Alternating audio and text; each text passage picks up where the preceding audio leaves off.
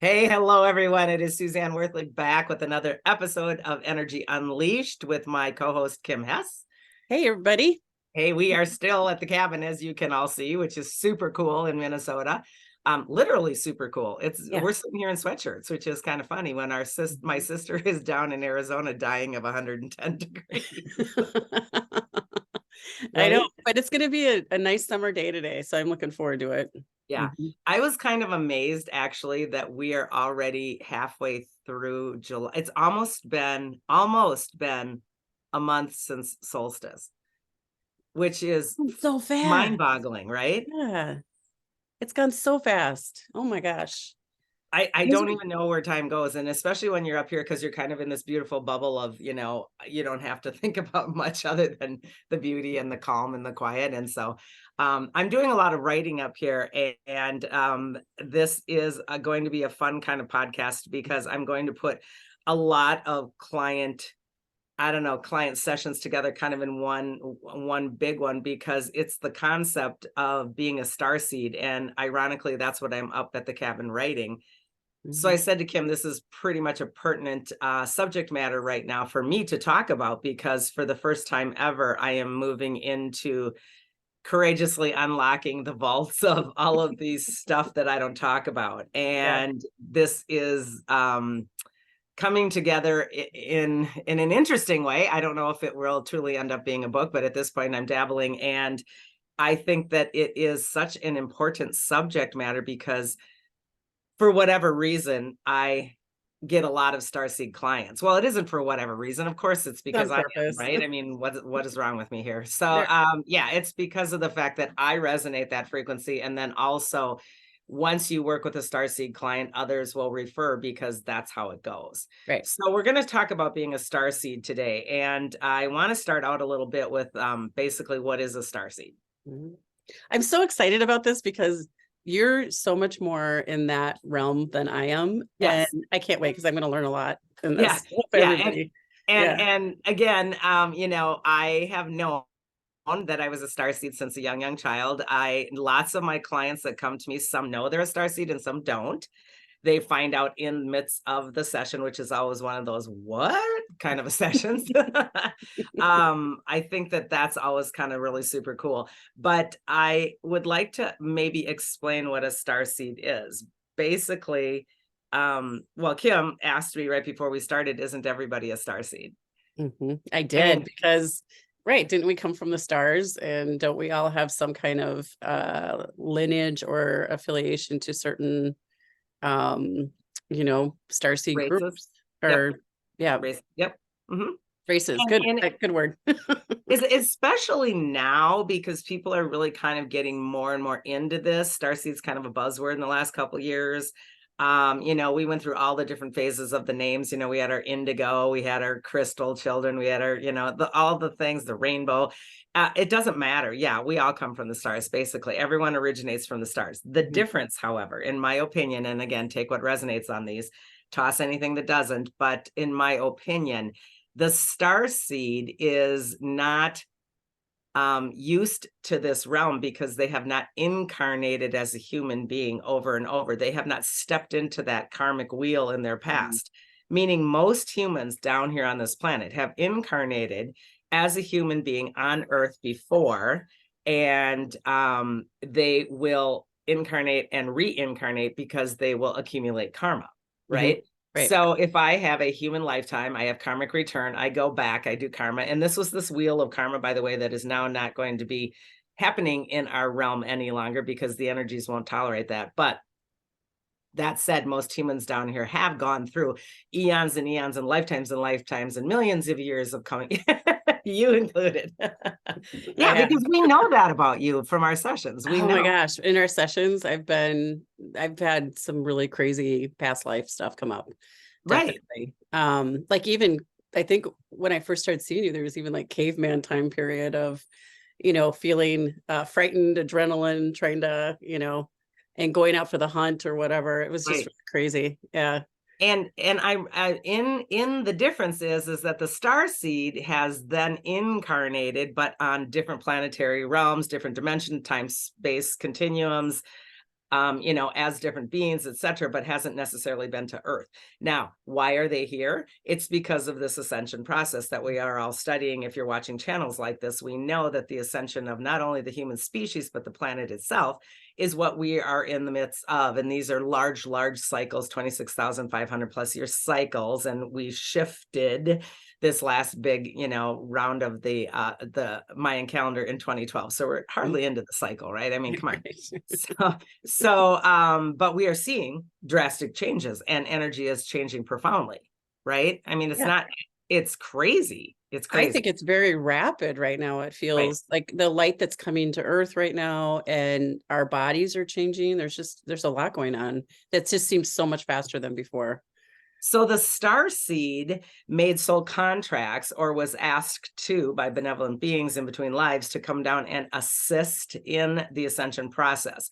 Some Starseeds directly assist in the ascension of the planet. Some assist in activations. Some exist here as counselors, teachers, mentors, energy practitioners, chiropractors, massage therapists, whatever in that modality of healing, so that they can help heal karma in the human body and or activate and awaken the people on the planet. So specifics of starseeds are vast as well. Not every starseed is doing the same exact thing, in my opinion. And because I don't know anybody that did the things that I did in terms of, yes, I'm a practitioner and I do energy work, but the soul work that I do and did mostly, but still do to some extent in the grids, in the hologram, in the matrix, and all of that work, I don't know a whole lot of people that do that specific work.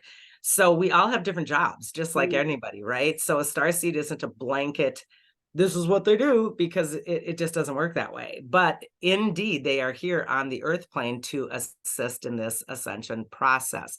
Now, because they have not worked on the earth plane prior, if ever, which is, by the way, what I felt my entire life. I never felt like I was ever in this kind of a body before. I was just writing the other day saying I stared in the mirror oftentimes, kind of pulling and yanking at my face going, I don't know what this thing is that I'm wearing. It felt like a plastic kind of weird suit. Rubbery. Right? And I was a kid and I'm like, what is this? Why are you wearing that thing? And so the awe and wonder of being here is kind of overshadowed by the frustration and the irritation of being here. So the starseed will oftentimes feel very lonely. They can be very gregarious and outgoing and have beautiful full lives, and yet they have this sense of longing and loneliness inside of them. This is a trait. The traits are, staring at the skies, wondering where home is, knowing that you know something, but you can't remember what you know. This is basically what I'm writing this book about, is this yearning and knowing to remember. And it's very difficult because I know many times within my essence and my being that I know how to teleport. I know how to astral travel. I know how to, and I've accomplished several of those. I can astral travel again. I can do telepathy again. But I can't remember, for example, how to fly, and things like that. It will make a frustration and a loneliness inside. And oftentimes the starseed will keep this stuff to yourselves because you feel like you're a little bit crazy when you're telling your siblings, don't you remember how to fly? And they're all like, yeah, okay.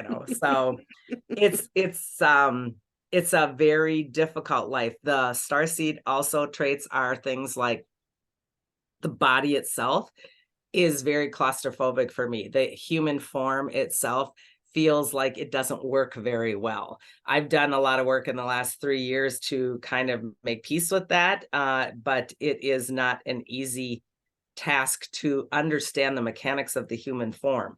A huge starseed trait is we are completely empathetic, and yet we look like we're not, because we have a perspective, and you know this about me, as far as me, with friends and peers and attendees, etc. I have this tendency to be very, very blunt and think like, why don't you know that? Like, how can you not know that? How do you not understand that? And it comes across crass and kind of arrogant, and it isn't. It's just frustration. Yeah. Well, I'm giggling a little bit because I think that at the time that I met you, you're like, I just can't I keep hearing I need to be more compassionate. I don't understand why.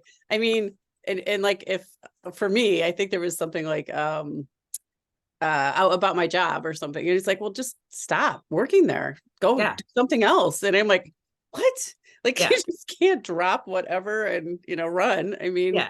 I And didn't then think I could, but I you did. really can. Yeah. Yeah. So, and the perspective of death is a big one because starseeds do have more of a vast knowledge in terms of off planet, intergalactic, whatever. And so Mhm. this concept of dying in the human form is something that they look at completely different as well. And this has oftentimes been taken as non-compassionate, uncaring, Mhm. sickness too. Oh my goodness, that's been, and thank goodness I kind of came into this field of healing because sickness for me was like, well, if you're sick, figure it out. Yeah. I mean, you're sick for a reason, and so these things were always very, very confusing for me.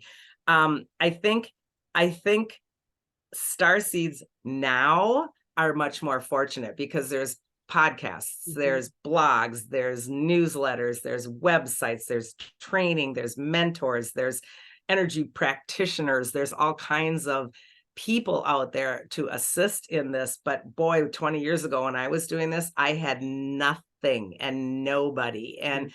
in reliving that in this book, writing up here this week, it's like, holy moly. I mean, I don't even know how to express the confusion. It's very difficult. It's very difficult. So Yeah. let's Go think ahead. about you. Think about you having a past life memory, okay? Think about you having a past life memory as like you had one where you lost a baby that we did in a session one time in kind of like the 1800s or whatever, right? Think of you trying to get your head around that, okay? A star seed, as myself, would instead in a meditation see myself flying in a ship on another planet in another time period with beings that were possibly insectoids annihilating a planet together. And then I come back into this body and go, What just happened? right? How do you, I mean, I don't, that has to be just, I think sometimes really frightening It when is you come back in because you're like, and you're questioning, honestly, your sanity. brain and your sanity because how could you be doing Star Wars and, then come back into your body? Right.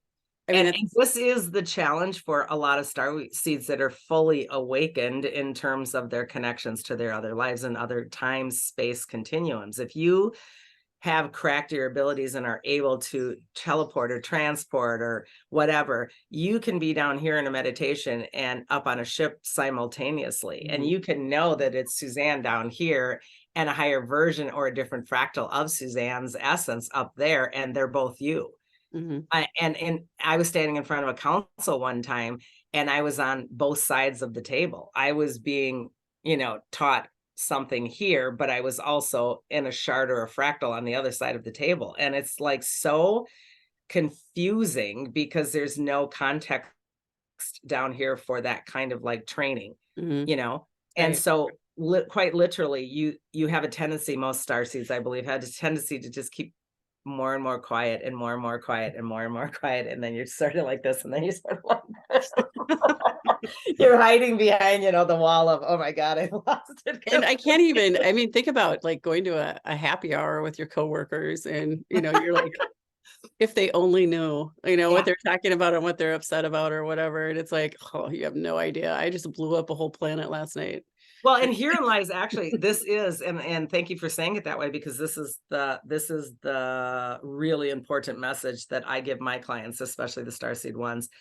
You are not the one that blew up that planet. And yet when you have that exchange of energy, that transference of energy, that knowing, that igniting within, your essence of the Suzanne essence now can quite easily take on the shame, the guilt, the confusion, the pain, Oh yeah. the agony, and that is not to your advantage in any way, shape, or form. So when I work with a starseed, actually much like I do with anyone like you with a past life, Mhm. you are not the woman in the 1800s losing the baby. You are Yeah. not grieving the baby. So I teach them to work more like a PDF read only file, get the information, but please do your best to shed the connection to it, because we can lose our mind and really feel like we've like gone insane if you are stuck in that rabbit hole. You can't shake that, and it's really difficult. And it can be very, very scary. Not only can it be scary because the beings that you come across don't look, it's funny because I can't imagine what an alien thinks we look like when you think of it that way, right? I think they're, having popcorn snacks and cocktails going. What is that funny looking thing? Kind of like how I was pulling my face when I was 8, and 10. I'm like, I don't know what this thing is either. So, but they don't look, I wasn't going to say, I didn't want to use the word normal because there's no normal, but they can look scary. For example, if I've got, gills and scales and tentacles, I can look really scary to someone that is not used to that. Right. Mhm. And so this is very difficult in that it's important for us to know that's their normal. That is Well, normal. don't you think that you're saying this in a way that I'm like, the Marvel movies have brought forward Yes. so many different kinds of alien forms, types, what they do, what they can do, I think the Marvel movies have brought a lot of that forward. That kind of at least makes it not normal, but at least we've seen it. Well, it's a Essentially. desensitization and a way to educate. So oftentimes those kinds of movies, Star Wars, Marvel, all of those are steps into desensitizing the human for the day that reentry does happen. Mhm. And so that we're still always going to be stunned. If something walked into my bedroom, I would be absolutely floored. Obviously, even though I see it all the time in my mind's eye, if it's Mhm. standing in formulation in my room, I'm going to probably, freak out like anybody else. But I have this feeling that there would be a knowingness that would come through, then a telepathic connection that comes through, because that's how my body works. But that stun, that Mhm. initial startle, that, oh my God, what the heck is happening, is still going to happen. But I think these movies have the advantage of giving us a little bit of a door crack Mhm. open, Right. so that we can go, oh, maybe that's it.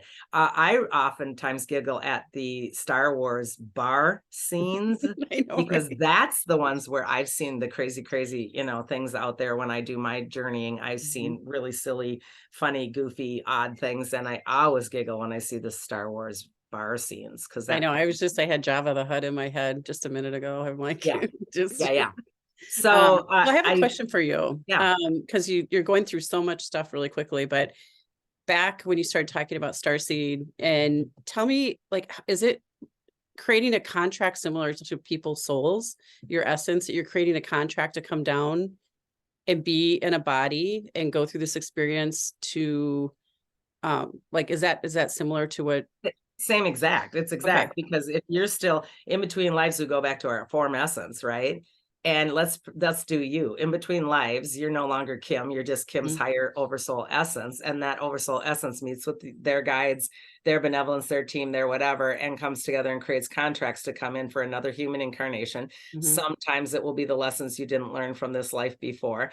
We are again changing this karmic pattern, so it isn't like, you were the bad guy, now I'm the good guy, now I am the bad guy and you're the good guy. That's the old repeat cycle of karma that no longer is going to be working here. Right. That said, karma will still be a thing, meaning Kim's essence, not Kim's essence, but the essence of, will still choose things Kim did or did not do or learn down here on her own. It isn't a forced flip of roles to have to.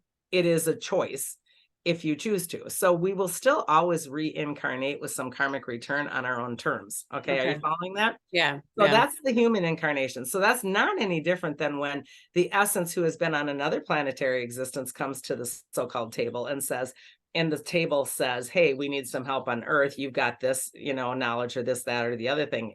Can you do this? Now, in my case, I've done a lot of work on what my soul did and does in other paradigms. And there is some essence of karmic return for me, Mhm. in my opinion, to even come down here on this earth plane in this incarnation as a human is still karmic to some extent, because I believe being in my alien forms in other lifetimes, time continuums, etc., created some of the holographic glitches or the holographic negative programming that we're dealing with now. So when Suzanne comes in a human form and becomes an energy grid worker out into the multiverses, I'm the one that knows how to reverse the program because I'm the one that helped put the program in the first place. Got it. So when most people, like if you think about like anyone who's watching and they know they're a starseed, how did you figure out what your purpose really was? I mean, how did you end up doing some of this work, or how did it unfold for you? Like, right. That's the tough one, because some starseeds don't activate. Some starseeds just go through confusion their whole life. Some starseeds don't activate until they meet a practitioner like myself that can actually kind of turn on their programming, right? oh yeah, And right. so and it doesn't make us cooler or better than anybody else. In fact, it's a difficult choice to come in with these sense of different level of responsibility. So when I was very young, I knew that I was told I had a mission, and my entire life I knew I had a mission, but they also told me I would activate when it was time. My Okay. activation process didn't come, my psychicness was there, my intuition was there, all that stuff was there, but the actual stepping into the mission didn't come until my 30s. Mhm. And so when that happened, first, before that, I needed as a human to go through all of the changes of dark night of the soul, working with your body, understanding your psychic skills, cracking open all those things you used to know. Hence this need to remember. And I think I'm probably not the only starseed out there that struggles with this need to remember. And so the more that I would meditate, the more I'd go off planet, the more I'd read books like Dolores Cannon's Convoluted Universes. I would listen to other people's starseed experiences. I was remembering and remembering. That remembering then brought my work to a quantum level. And I still wasn't doing any of my mission work until I became a quantum worker, which was many years later. Mhm. And so I started working in the hologram of creational reality. And this is new for some people listening, I'm sure. So what that means is that thoughts, emotion, actions, frequency, vibration, light, color, sound creates our reality. We are literally a projection of all of that. And in a collective way, that projection is even bigger and Yeah. bigger and bigger. And that's where I work oftentimes, because I knew that bigger, bigger, bigger from other off-planet realms. Okay. So I didn't learn how to do that until way late, into almost into my early 40s. And probably mid 40s, I was starting to get very comfortable with quantum work, meaning we're like a supercomputer. And my kind of work that I do in the quantum fields and the grids goes in and changes programming. And Mhm. it changes programming when I'm a practitioner in a human body, meaning by your aura, your Yep. fields, your consciousness, your thoughts, your emotions. But I also change it in the macro, meaning that multiverse reality. And that's because in other lifetimes, I'm the one that was working from the other side of that program. Does that make sense? So well, it's a difficult concept, obviously, Yes. because you have to kind of think of the movie Matrix is what Yeah, came to a mind lot. when you're, yeah, Yes. like everything looks like a computer board or a Circuitry. circuitry, Yep. and that you're in there actually making changes and Right. fixing areas that you put in to begin with. And again, a starseed knows these things from the very beginning of being here, but they don't make sense yet until your activation happens, if it happens. Mm-hmm. And mine, like even my brain, I have always felt circuitry in my brain. I can feel the synapses burn and move and jig and jag and activate and zigzag all the time. I thought everybody felt like that. And the day I asked my husband, do you feel all the circuitry in your brain when it does this and this? And I just Chuck. I just wrote this the other day. His face was the answer, like no. And so when I was then stepping into the quantum world, I would use that telepathically to move even bigger circuit boards, bigger circuitry in the grids and out into the universes. So we practice in our little body here, and it transforms eventually into the bigger matrix work, because everything is a micro macro relationship. So the starseed that learns their own body first is very much more apt to then find their mission Okay. and do that work, if Okay. that makes sense. Yeah, it does make sense. And I like that you said, like it just doesn't necessarily come to you, but you need to Oh, seek out and research and read and learn from others that have already, been there. That not like you have a peer necessarily, but there is information out there. well, and I actually, to be perfectly honest, I searched and researched and took classes and did everything under the sun as well. But to be truthful, the best way that I learned was my quiet time and meditation. I download information. My information comes to me via my guidance, and it drops in like you just put a new program in your supercomputer and it's just running, just balls to the walls running in 2 minutes because it's just in there. That's how mine comes. And I will remember something just from that download. So I'll go into a meditation not knowing something, I'll wake up and absolutely everything is clear. So Okay. that's been my primary classroom, to tell you the truth. So when you think about Starseed versus, I'm so curious about this because me coming back karmically, all the times that I have and the experiences that have come forward in different sessions, how, like I know in meditations and in healing sessions, I have downloads, Yes. and I'm in the same place of figuring out like purpose. I mean, Right. all of us are always kind of looking for what's our purpose here, or most people. And so doing that, it's similar, Yes. but because I'm karmically coming back, I feel like I've been tagged as like kind of on the light worker side or angelic. And so what I'm going through now in my meditations and things are downloads and different experiences that are bringing that forward. So was that part of my contract coming in, or is that a choice along the way? I think it's both, in my Okay. opinion.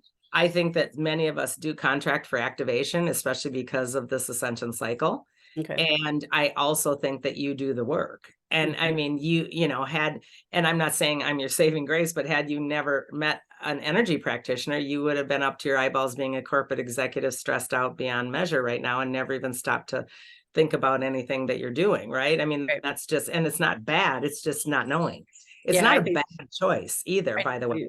well, and I truly believe there was a light bulb that went off after I started seeing you that Yep.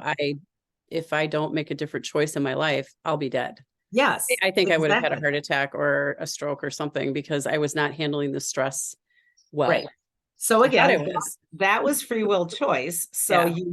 you have remember, our soul contracts are not, they're not set in stone. Mhm. Free will and free choice is constantly, modifying our soul contract. However, most people that are light oriented, meaning they come here to do some work of some sort, especially during this ascension, has more of an aptitude to go toward like remembering like, oh crap, I need to get back on track, or I need to get on track, or I need to even wake up, or I need to whatever.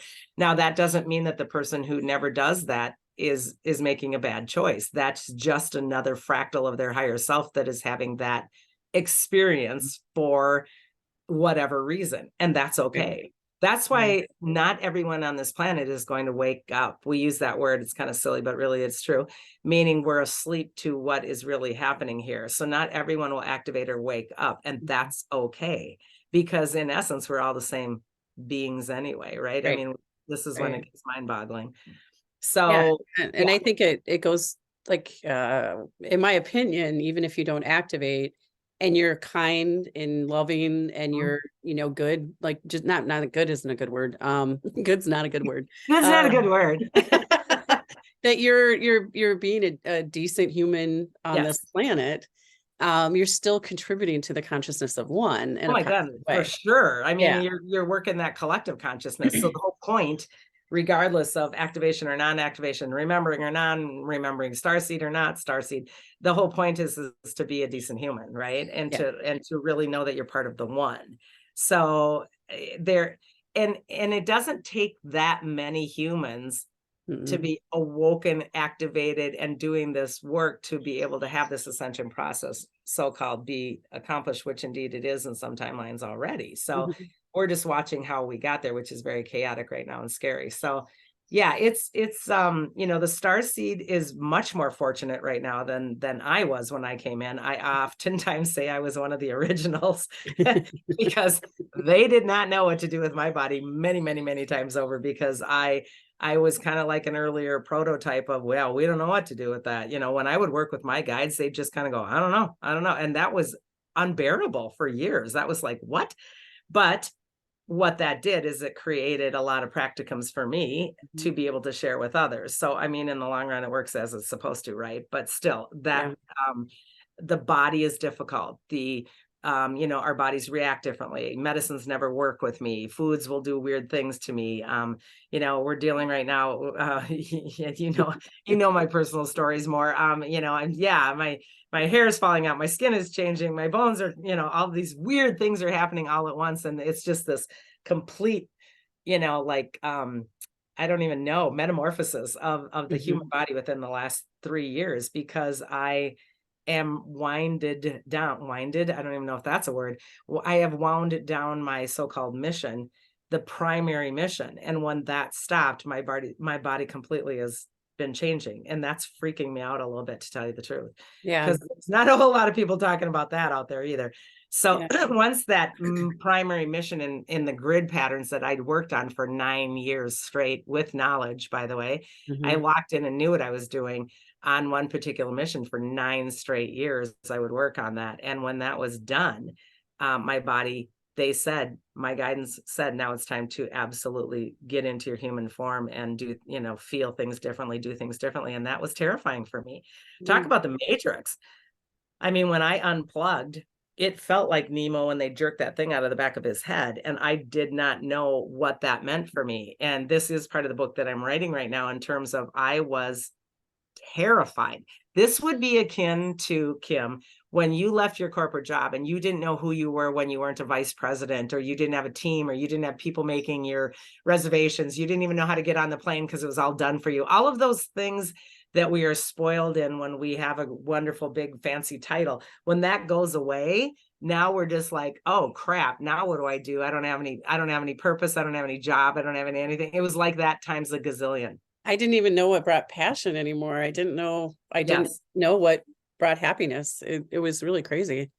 And for a starseed to get unplugged from multiverse work and then be just here was, and still is, by the way, to some extent, terrifying, in that you're like, that's it. It's like everybody just, like, they let me go and I didn't get a gold watch. I don't even get it.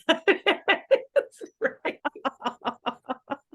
You You didn't even give wouldn't look me good. You wouldn't look good in a gold watch you anyway. didn't even give me a party. I mean, where's all my friends out there? Where's You the didn't happy hour going away party? I mean, come on, pick me up from the ship again, you know, that kind of a Yeah. thing. And it was very upsetting. When I was having this crash and burn, it was just at the first part of this year. Yeah. And again, I kept it to myself I didn't even tell you, I didn't tell No. anybody for a really long time. It was about a month and a half that this was happening. And it was really confusing. So the Starseed has such innate, palpable knowing. I mean, Yeah. like visceral, all those words, visceral, palpable. You can feel it, you can breathe it, you can, and yet you're not sharing it with anybody because you think you're a nut. Yeah. So, Well, and you were sad. I think it was yeah, really frightening. It was you liked doing the work, so it was yeah, hard because you wanted to keep doing it. You yeah. know, there's so many things that go into it. It is similar to losing, A job. a major, job. It can really throw you for quite a while. Well, and then of course, I tap in again to my guidance and I go, well, there's always other missions you're doing. It's not like that was the only one you were doing, but that was the big one. So Mhm. again, think about if you were a corporate executive for 9 years on one project and that project ended and all Mhm. of your team just moved out of the country and you never saw them again. And there was no FaceTime or computers. You were just unplugged. It's that kind of a feeling times 10. And it's confusing. And I think the reason that I'm doing more talking about it now is because there are people that come into my office that hide all of this, Mhm. and they don't want to be chastised. They don't Right. want to be laughed at. They don't want to be dismissed.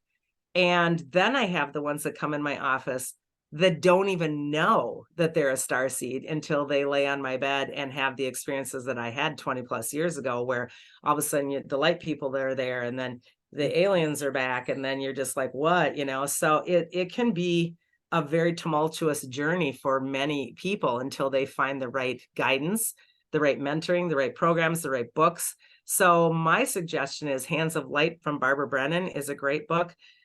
Perfect for anyone that wants to learn about chakras, auric fields, templates, etc. I think it's always important to learn about the actual body fields and consciousness itself. But when I started to really study Convoluted Universes by Dolores Cannon, that made more sense for me. I will warn, some other things that she writes that are very alien oriented can be scary for people when they are remembering, because there's a lot of abduction information. And I would be very careful if I was a new starseed in remembering on how much abduction information you read, because I know with all of my heart I've never been abducted, but I go willingly on ship all the time and have since I was a child. But I haven't been quote unquote abducted. That's a different concept. It's a totally different thing. That's a whole different topic for. It's scary. And when I was reading abduction materials, because I knew ship frequencies and scenes, I would get myself all riled up and scared that now I am going to be abducted, which I never was. No. But I stopped reading all of that because it was too scary. So a warning to starseeds, please monitor your own level of fear. And if something is like, I won't watch abduction movies. I started one online, this huge big one on a docuseries, and I'm like, absolutely not.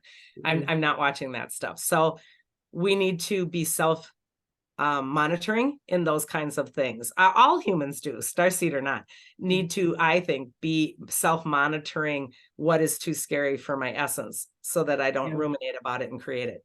And I think that happens even for me. There's certain movies that I always avoided, and it was past life stuff. I was bringing forward things that made me really upset internally that I didn't want to see. And if you're not ready for that, do not push yourself, because especially for things that are interplanetary, that can be extremely scary. So it's a lot is going on right now. And so the starseeds are going to be much more visible now, I think, because of everything that's happening in our government and our military, all of the disclosure. And please note that half of it is bull. Half of it is crap. They're just distracting us from other things, I think, is what's happening. And be aware that there's a lot of false disclosure in terms of that, in my opinion, because it's just silly. And, so it's personal choice on how one goes through this journey. Definitely. Yeah. Can we go back to the body though, for a second? Because I think that people's bodies are changing, whether they realize why or not. And it has to do with what's happening here on Earth with the additional light that's coming in, the solar flares, are the makeup of what our bodies are doing is definitely changing. And similar to you, from a starseed perspective, food is different for me now. Yes. I am not eating as much. And I mean, there's just a whole line of things that are happening with my skin, my hair, all of those things are changing. And it's not, it doesn't only happen to the starseed, it's happening to everyone. Yeah, that's what my point is. I think it's across the board, and people are running to the medical system, and looking for answers, and they're not finding them necessarily. And I really do think that what you're putting in your body, and loving your body is a really big part of getting through some of this. You and I have been on kind of a journey very similar. Yep. In the last, learning the fuel of love in your body versus fear in your body. This is the main thing. And I write a lot about that in the Confident Empath book that I just published about a couple months ago. Is these are a vehicle, and they need gasoline of consciousness. And you have one gas that's fear, and you got one gas that's love. So be very clear that if you are working in that negative fear fuel, you're creating more and more of that and getting more dis-ease in the body. So we are changing. This will change the human dynamic. The human is going back to what we would call the original template, the original diamond template, meaning the angelic template of what the human was originally designed to be, that got thwarted or kind of thrown off course. And we are being redirected back to how the human body can be much more in alignment with the God source. And so that will change the fuel, it will change the frequency, it will change the container, it will change everything. It's like little by little, we're putting a different kind of gas in our car. Yeah. Yeah. Right. You don't realize until you start looking at what you're actually putting in your body, how Yes. much processed, food that is really bad for how the body's trying to change. Well, and the starseed already is uncomfortable in the body. I mean, Yeah. I never liked my body. I did not understand why it did what it did. I was frustrated. It was claustrophobic. I didn't like it. And I had a lot of self-hate for my body for many years, not like, oh, I'm too fat or too skinny, not that kind of self-hate. Mhm. Mine was more like, I don't even know what this thing is. Mine was the other But self-hate. Yeah, it yeah, wasn't why do I have to wear this? I don't get it. I mean, I don't even want to it's wear like, this thing. oh, I'm not Christy Teigen. What is, or Yeah. whatever who the model was at the time. Yeah, it was just So skinny. it was very difficult because I knew that my body should be able to walk through a wall, and this was too dense to do it. Hmm. You know, I knew that my body should be able to teleport, and I couldn't figure out how to make this body move. And so all of those frustrations are really escalated for a starseed's body Mm. issues. So, and the body of a starseed, by the way, lots and lots of times is sick. Yeah. And until you start to find, and if you're a truly high level activated starseed, most of the time you've had a pretty traumatic thing happen to you at around 7 years old in terms of health or other trauma, because this is the kind of like setting up of the mission. And that was indeed something that happened to me too, that I write about. So this is a common trait as well for the physical form to go through a almost like a reset or a holding pattern or whatever happens at that 6 and 7 age to put you into the mechanics of being here on earth, and you'll activate fully when ready, so Mhm. yeah, it's weird. And I knew when I activated that, oh, this is it, everything's changing. And it's just a knowing. It's strange, I know.